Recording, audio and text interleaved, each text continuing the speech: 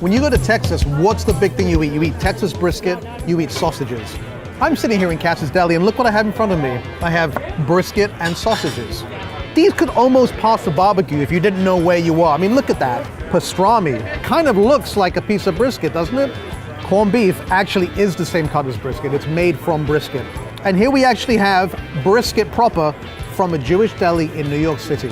There's so many similarities between these cuisines, they have to be related. Can I get some barbecue sauce, please? Pastrami is not actually a cut as much as it is a process. It's rubbed, it's cured, it's brined, it's then smoked, and then it's often steamed back at the time of service. And you can have pastrami of very many different cuts of beef. Pastrami originated in Europe as a Romanian dish called goose pastrama.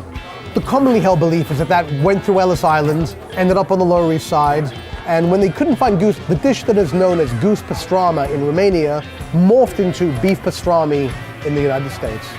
However, there is also a theory that that actually was not the way it happened. We're in rural Texas, out in hill country, and the theory is that pastrami, as we know it in the New York City deli, actually came from Europe through Texas and then to New York.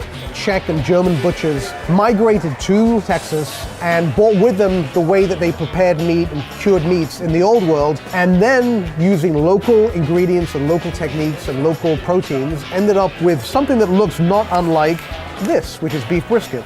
The similarities to pastrami are evident. You have a thick bark on the outside, you have a smoke ring, a pink inflection on the actual meat, and then you have the meat itself, which is being cooked for long hours, breaking that collagen down, making it very tender. I'm gonna get some more perspective on this. I'm gonna head to Dallas next and talk to Daniel Vaughn, who is barbecue editor of Texas Monthly. Good to see you too. I'm finally in the Lone Star State with you. This is a rare treat. Welcome to Dallas. We're gonna do a sliced brisket sandwich. Can you do one just on white bread? Sure. So this actually brings us perfectly to the reason that I'm in Texas. You actually had a very interesting theory. Well, right.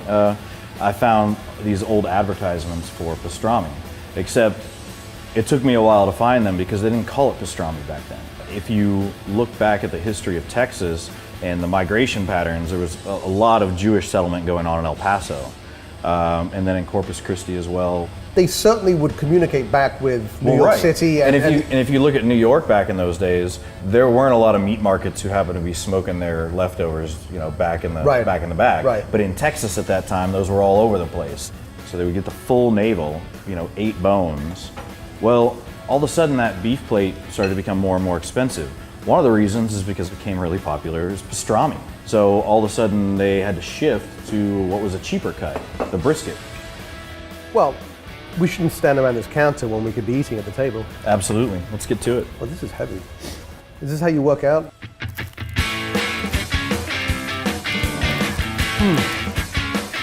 Funny enough, though, we're talking about these deli connections. It wouldn't have been on white bread, though, back in the 50s. It would have been rye bread. Rye bread, which again harkens back to who originated pastrami as it's sold in New York. Right. Because, you talk about that history of Texas barbecue being something to do with leftovers to prolong their life. Right. Well, if I'm thinking about doing that today, what better way to do that than to pickle the meat and then smoke it? Well, it's going to stay on the shelf a whole heck of a lot longer than just smoking it. So play devil's advocate. What do you think the arguments against this theory are?